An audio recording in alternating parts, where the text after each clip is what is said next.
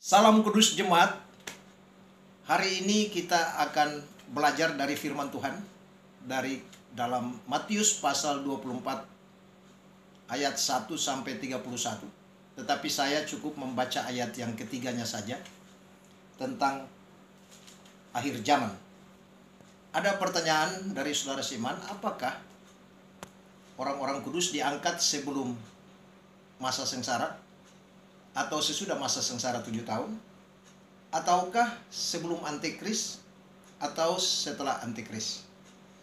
Tentu jawaban atas pertanyaan ini berdasarkan uraian atau penjelasan firman Tuhan yang akan disampaikan. Di dalam Matius pasal 24 ayat yang ketiga, demikian firman Tuhan. Ketika Yesus duduk di atas bukit Zaitun, datanglah murid-muridnya kepadanya untuk bercakap-cakap sendirian dengan dia. Kata mereka, katakanlah kepada kami, bila manakah itu akan terjadi? Dan apakah tanda kedatanganmu dan tanda kesudahan dunia? Saudara-saudara yang kudus, di dalam Matius pasal 24, ayat 1 dan ayat yang kedua itu ketika Tuhan Yesus keluar dari bait Allah dan dia menuju ke Bukit Zaitun. Di Bukit Zaitun inilah murid-murid datang dan berjumpa dengan Tuhan Yesus, bercakap-cakap dengan Tuhan Yesus, dan mereka menunjuk bait Allah yang di Yerusalem. Ketika mereka melihat bait Allah itu, Tuhan Yesus berkata kepada mereka, "Kamu lihat semuanya ini. Tidak ada satu batu pun yang akan terletak di atas batu-batu yang lain. Semuanya akan diruntuhkan." Nah, tentu itu yang menjadi pertanyaan bagi para murid di ayat yang ketiga. Bila manakah hal itu terjadi? Kalau kita merujuk kepada nubuat dalam Daniel pasal 9 ayat 26a, maka peristiwa keruntuhan atau kejatuhan Yerusalem itu terjadi setelah 70 tahun Masehi. Yaitu pada saat Tuhan Yesus mati dan kembali ke sorga. Jenderal Titus dari Roma datang dengan bala tentaranya, kemudian menghancurkan bait Allah. Tergenapilah nubuat dalam Daniel pasal 9 ayat 26a.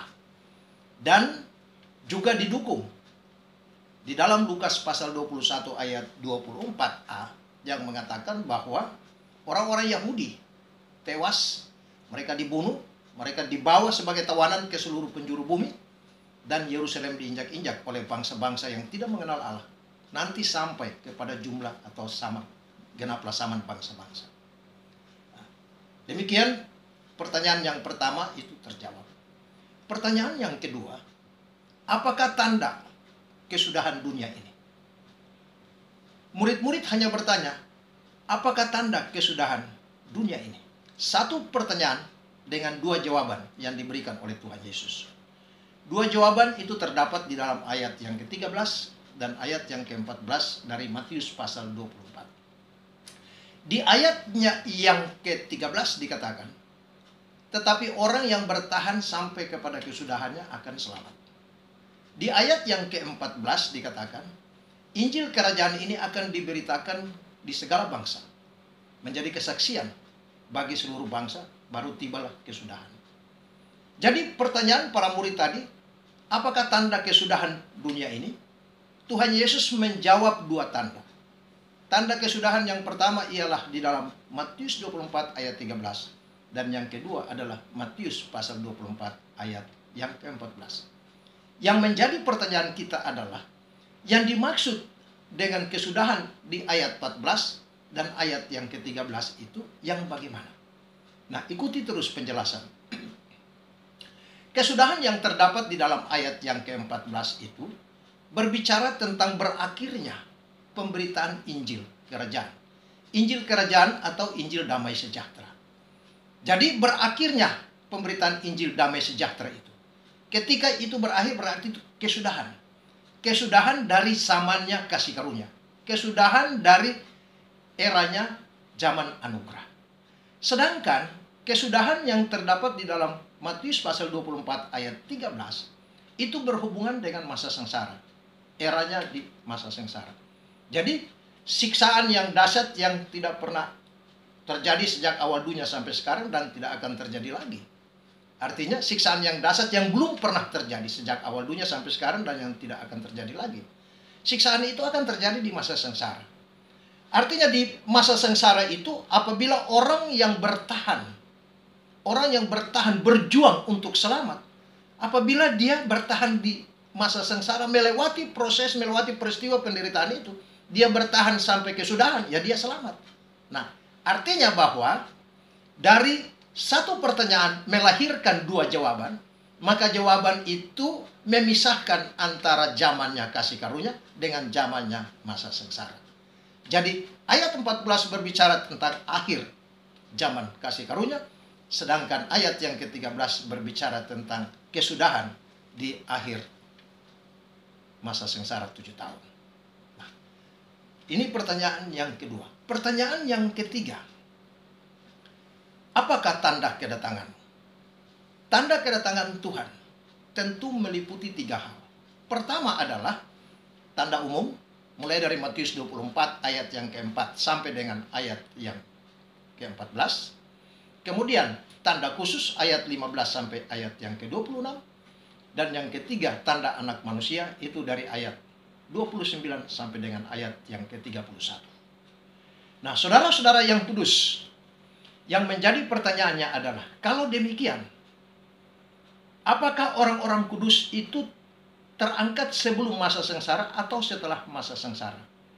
Untuk menjawab pertanyaan ini, mari kita kembali, kita selidiki lagi di dalam Matius pasal 24 ayat 14 tadi. Di dalam Matius 24 ayat 14. Ayat 14 itu adalah ayat kunci. Ayat 14 itu merupakan ayat pemisah. Ayat kunci, ayat pemisah yang memisahkan zaman kasih karunia dengan eranya masa sengsara. Karena kita melihat hubungannya ketika selesai ayat 14 masuk ayat 15 dan seterusnya, itu berbicara tentang masa sengsara atau tanda-tanda khusus. Tanda umum berakhir, tanda khusus mulai. Nah, yang kedua, berakhirnya pemberitaan Injil Kerajaan itu juga merupakan penggenapan janji Tuhan berdasarkan firman yang ditulis Rasul Paulus di dalam Roma pasal 11 ayat 25. Apabila jumlah yang genap dari bangsa-bangsa lain masuk, baru Israel diselamatkan.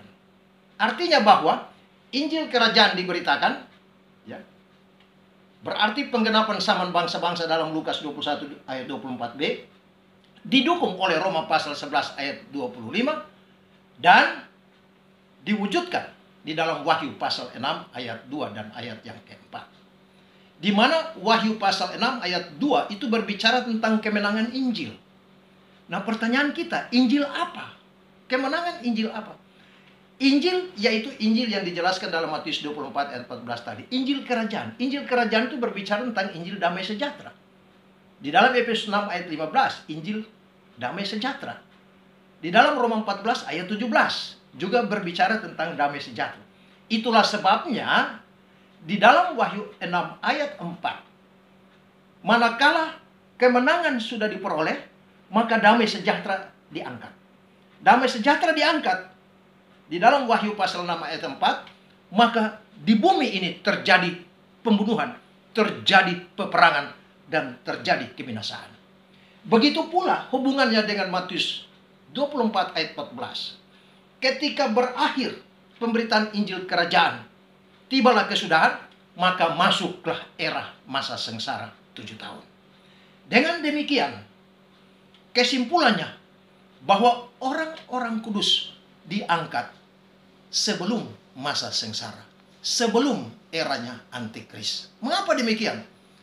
Karena penggenapan Injil Kerajaan berakhir di Matius 24 ayat 14 digenapi zaman bangsa-bangsa, yaitu Lukas 21 ayat 24b, dan jumlahnya berdasarkan jumlah yang telah ditentukan Allah, Roma 11 ayat 25, dan kemudian diwujudkan di dalam Wahyu pasal yang ke-6 ayat yang kedua dan ayat yang keempat. Jadi damai sejahtera diangkat, Roh Kudus diangkat, masakan Roh Kudus diangkat, damai sejahtera diambil, masakan orangnya yang ketinggalan. Itu tidak mungkin, tidak masuk di akal. Mana mungkin Roh Kudus diangkat, damai sejahtera diangkat, terus orang kudusnya masuk masa sengsara. Ini logikanya di mana? Itu tidak masuk di akal. Jadi yang benar adalah orang kudus tidak terpisahkan dari damai sejahtera. Orang kudus tidak dapat dipisahkan dengan Roh Kudus. Roh Kudus diangkat, damai sejahtera diangkat, orang kudus diangkat. Diangkat dulu, baru masuk masa sengsara. Demikian penjelasan tentang ketiga pertanyaan yang diajukan oleh para murid di Bukit Zaitun kepada Tuhan Yesus. Nah, yang kedua, kita melihat hubungannya. Bahwa antara Matius dengan Wahyu itu punya hubungan yang sangat erat. Kita ibaratkan Matius itu adalah sketsa, sebuah gambar, tapi wujud gambar itu ada di kitab Wahyu. Jadi sketsanya ada di Matius, lukisannya ada di Wahyu. Karena itu antara Matius 24 dengan Wahyu itu punya hubungan yang sangat erat. Di mana hubungan yang erat? Kita membaca di dalam Matius 24 ayat 1, di sana berbicara tentang bait Allah. Wahyu pasal yang ke-11 ayat 1 juga berbicara tentang bait Allah. Soal perang, dalam Matius 24 ayat yang ke-6 berbicara tentang perang. Di dalam Wahyu 19 ayat 19 juga berbicara tentang perang. Di Matius bicara kelaparan dan wabah penyakit, Matius 24 ayat 7. Di Wahyu juga berbicara tentang kelaparan dan wabah penyakit dalam Wahyu 6 ayat yang ke-8. Bicara gempa bumi, Matius 24 ayat yang ke-7 berbicara tentang gempa bumi. Juga di dalam Wahyu pasal 6 ayat 12 bicara tentang gempa bumi. Bicara penyesatan. Di Matius 24 juga bicara penyesatan. Matius 24 ayat 4. Sedangkan di Wahyu 13 ayat 14 juga berbicara penyesatan. Bicara nabi palsu. Di Matius juga berbicara tentang nabi palsu. Matius 24 ayat 11. Sedangkan di Wahyu, ya, nabi palsu dalam Wahyu 19 ayat yang ke-20 berbicara tentang siksaan. Di dalam kitab Matius 24, ya, ayat yang ke-9 ada siksaan. Bicara siksaan dalam kitab Wahyu 9 ayat yang ke-5. Kemudian bicara murtad. Murtad itu ada juga di dalam Matius pasal 24 ayat yang ke-10. Juga ada di dalam kitab Wahyu 13 ayat 10 dan 2 Tesalonika 2 ayat yang ke-3. Bicara tentang Injil. Injil yang diberitakan yang tertulis di dalam Matius 24 ayat 14 adalah Injil kerajaan atau Injil damai sejahtera. Sedangkan Injil yang diberitakan di dalam kitab Wahyu di masa sengsara adalah Injil kekal. Itu terdapat di dalam Wahyu pasal 14 ayat yang ke-6. Dengan demikian, hubungan antara Matius dan juga Wahyu, khusus Matius 24 dan Wahyu, punya hubungan yang sangat erat dan tidak bisa dapat dipisahkan. Ketiga, bahwa bagaimana suasana kedatangan Tuhan di angkasa menjemput orang-orang kudus dengan suasana kedatangan Tuhan Yesus yang kedua kali ke bumi tentu berbeda. Kedatangan Tuhan Yesus di angkasa menjemput gereja itu suasananya damai dan aman. Sedangkan suasana kedatangan Tuhan Yesus yang kedua kali untuk menyelamatkan Israel, ya, itu suasana manusia dalam ketakutan. Jadi berbeda kedatangan. Suasana pun berbeda.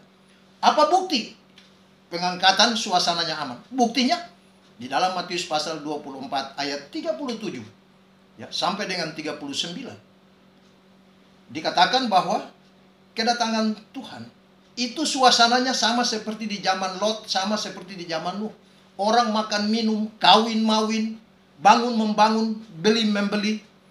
Mana mungkin orang makan minum, kawin mawin? Mana mungkin orang dalam keadaan ketakutan?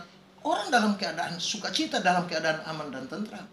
Nah, di saat orang lengah, tidak sadar, orang lagi berfoya-foya, tiba-tiba terjadi pengangkatan. Berbeda dengan suasana waktu kedatangan yang kedua kali ke bumi. Suasana kedatangan kedua kali ke bumi itu disertai dengan ketakutan. Orang hidup dalam ketakutan. Jadi tidak benar doktrin yang mengatakan bahwa, ajaran yang mengatakan bahwa ya, pengangkatan itu terjadi setelah masa sengsara atau setelah antikris. Itu ajaran sesat. Itulah nabi-nabi palsu yang mengajarkan ajaran-ajaran sesat.